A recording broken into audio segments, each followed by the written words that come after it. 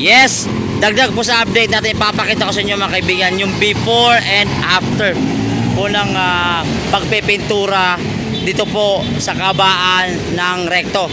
Mga kaibigan, yun po yung bagong pintura, unang coat pa lang yan mga kaibigan sa nakita nyo. Ito naman yung 3 years na pinabayaan, hindi nagkaso, hindi nasikaso, hindi na flashing. Ito yung itsura mga kaibigan. Ayan. O, kayo na mga pagsasabi kung ano po sitwasyon nitong location na to. Sa kabaan na mga kaibigan, ito pa yung before. Yung kabila, yung kanina inuna kong vlog, yun po yung after. So, kayo ngayon, nakita nyo gano ka-difference ang meron na nangyayari. So, see? So, for 3 years, ganyan po ang itsura ng Recto. Sa nakakadaan ho rito, nakikita nyo po araw-araw yan. So, ngayon, may bago na pong mukha ang Recto, may bagong linis na po ang Recto, bagong paligo, bagong pintura pa. Sa pamumuno lang po ng mahal-mahal nating Yorme Isko Moreno Dumagoso. Siyempre, andyan din yung tulong ng ating mahal na First Lady, Comars Daini Dumagoso, di ba? So, ayan mga kaibigan, ito po yung before and ayun yung after. So, magandang hapon po. See you.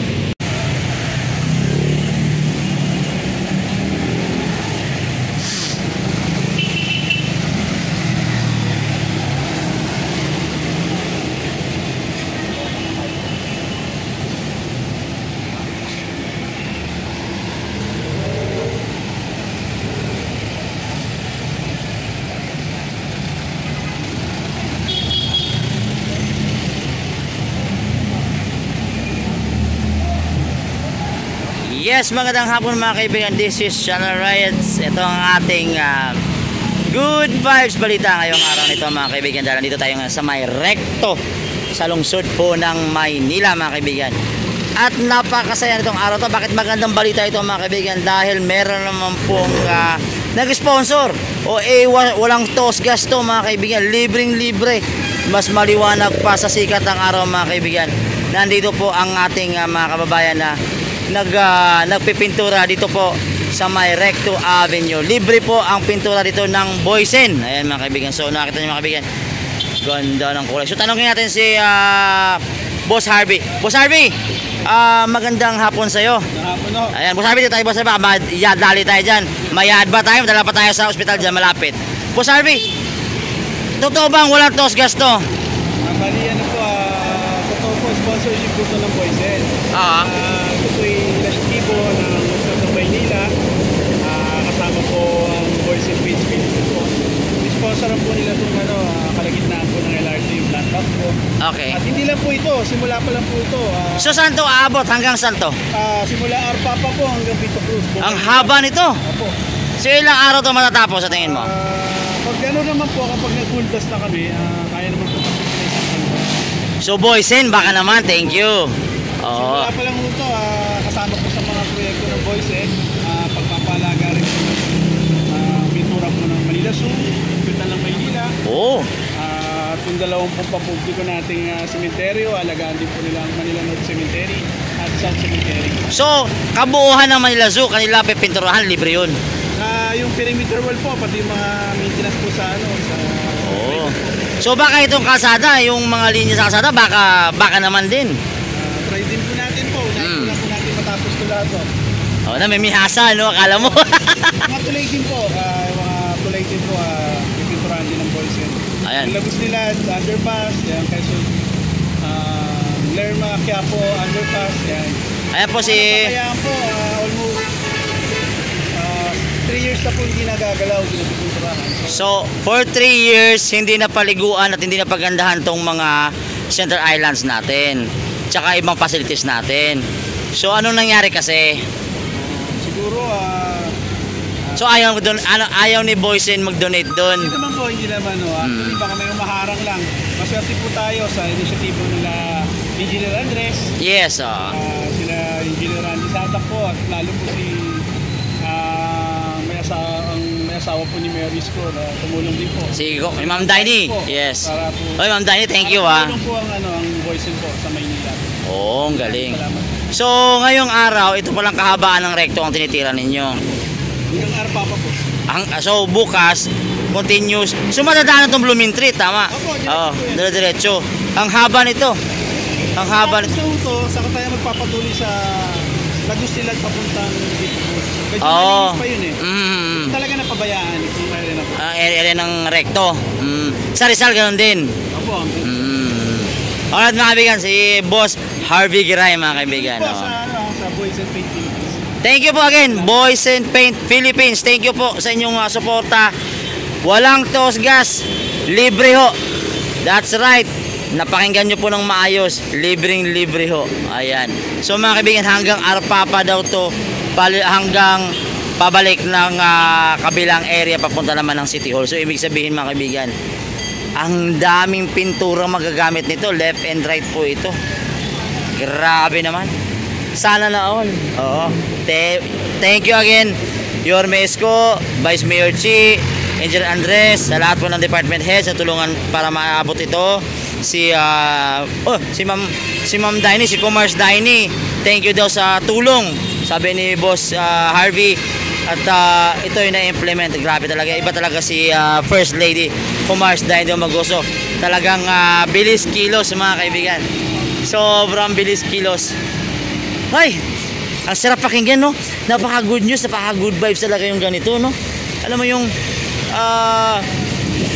hindi mo lubos ang kalain na isipin mo ganun kahaba itong pipinturahan at napabayaan ito. Totoo lang. Anyway, thankful din ako dahil nilagaan ito ng ating parks. Ayan, ng ating PDO. Kasama po yan ng PRB itong mga Center Island. Siyempre kasama din ang DPWH dyan sa kanilang pagtutulungan mga kaibigan. So maganda talaga mga kaibigan pag nagsisynchronize ang trabaho, especially po sa government like ganito, national sa local, nagtutulungan po para mapabilis at mapaganda ang lungsod. Kaya dito naman kami green na green, ang ganda pakita, di ba? Thank you, di ba? So sa mga viewers natin, grabe, no? Ginawa ng Boysen. So thank you again, Boysen Philippines. Hello, shout out sa iyo. Alright mga kaibigan, so dito tingnan natin yung sitwasyon dito. Kung ano po nga nangyayari. Hanggang doon na po yung pintura nila. Kanina doon lang po yung sa may recto. Actually mahaba-haba na talaga. So tingnan mo. Kung kayong tatay man to, proud ako sa tatay nyo. Kung sino man mga pamilya nito, proud ako sa kanila. Napakasipag ko.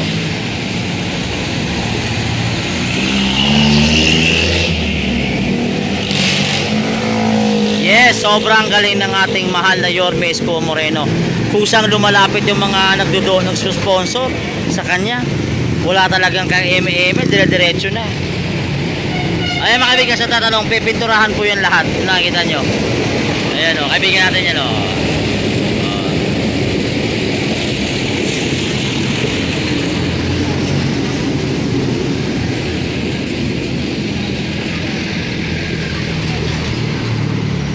Yun o.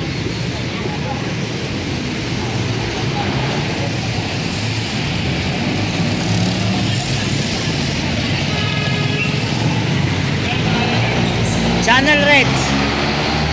Channel Reds. Tanongin mo si boss.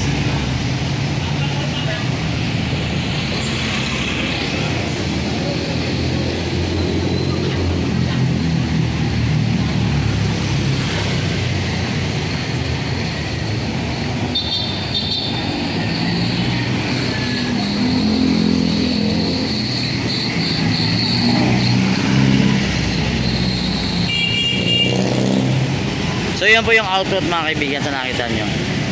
Yan po yung output. Green and white, then yellow sa baba. Para mas makita ng ating mga kababayan pag nagbabiyahe, pag maggabi. Para mas maliwanag. Kasi sabi nga, for 3 years, hindi po ito naasikaso, hindi po ito naalagaan. I don't know why. Again, ayokong mag-comment. Kayo na po nakakaalam kung ano nangyayari sa Manila. Grabe, for 3 years ngayon lang po ito naasikaso.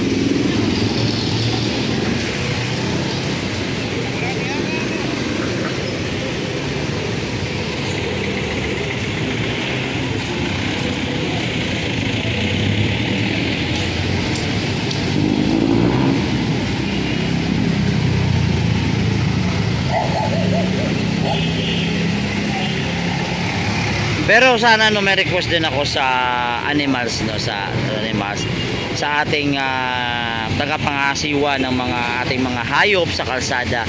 I hope mga kaibigan na mahuli itong mga stray dogs. At hindi naman stray dogs, alagang aso na gumagala-gala lang po dito sa kalsada. Kasi isa po sa mga nakakaano mga kaibigan na nagkakaroon ng cause ng aksidente sa lungsod. Especially pag nakamotor, mas mahirap po yan. Kasi pag nabangga mo yung aso, auto balance ka, sigurado semplang matik yan. Diba nagaganahan yung mga ating mga kababayan sa paglilinis?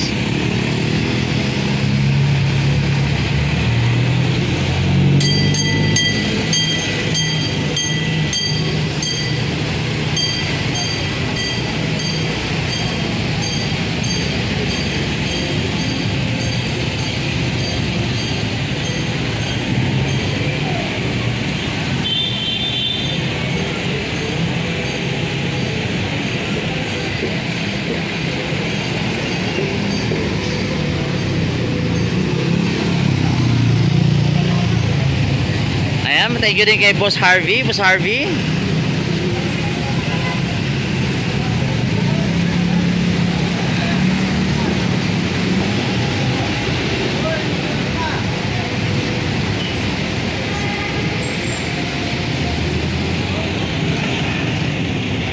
ayan po yung LRT station ng Recto.